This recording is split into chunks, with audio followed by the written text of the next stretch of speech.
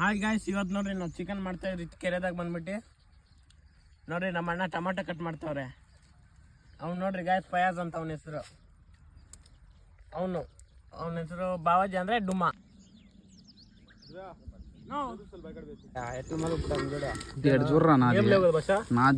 ನೋಡ್ರಿ ಗಾಯ್ಸ್ ಎಣ್ಣೆ ಹಾಕ್ತಾ ಇದೀರಿ.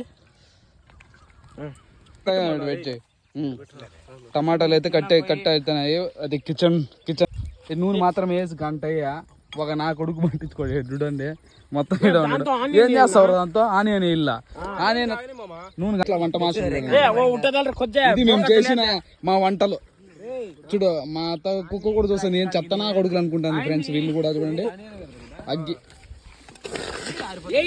చూడండి అది బ్యాచులర్తో మామూలు ఉండదు.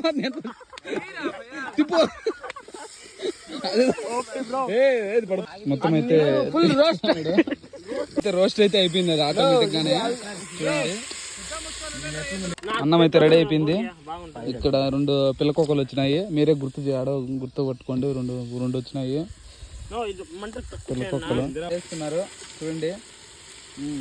2 kgs guys, 2 kgs single payment. సెల్లులు అయితే పోతాయి ఫ్రెండ్స్. కొంచెం దూరం పెట్టుకోండి. అది తేల్ కూడా. రైస్ అయితే రెడీ అయిపోయింది చూడండి. కర్రీ అయితే రెడీగా వస్తుంది. సుమారు మా ఊరికి 70 కిలోమీటర్లు దాటి ఇక్కడ వచ్చేసాము. డిస్టర్బ్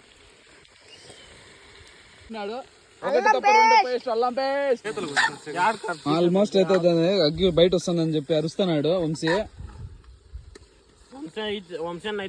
కార్పొడే ఏం రా బ్యాచులర్ మీరు ఇది చూసి నేర్చుకున్నారంటే చచ్చిపోతారు. ఇది మాస్ మసాలా చికెన్ కూర.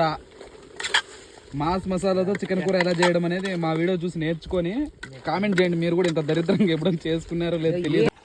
కుర్రోలో మనమైతే ఈ సాయంకాలం పూట చికెన్ వేడిగా ఉంది. కాలుతుందిరా? కాలదు బ్రో, మన చికెనే కదా. తిని చూస్తాం.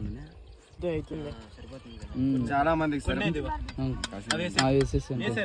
మనకైతే చాలా మంది ఉండాలని సరిపోదని వాటర్ ఇంకా ఎక్కువ వేస్తాం.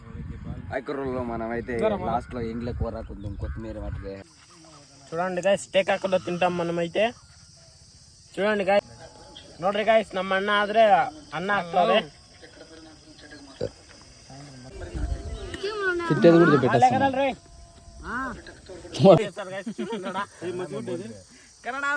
ఇది కూడా మెడ అనుకుంటా. మెడ అయితే నా తమ్మునికి ఇచ్చేస్తాను.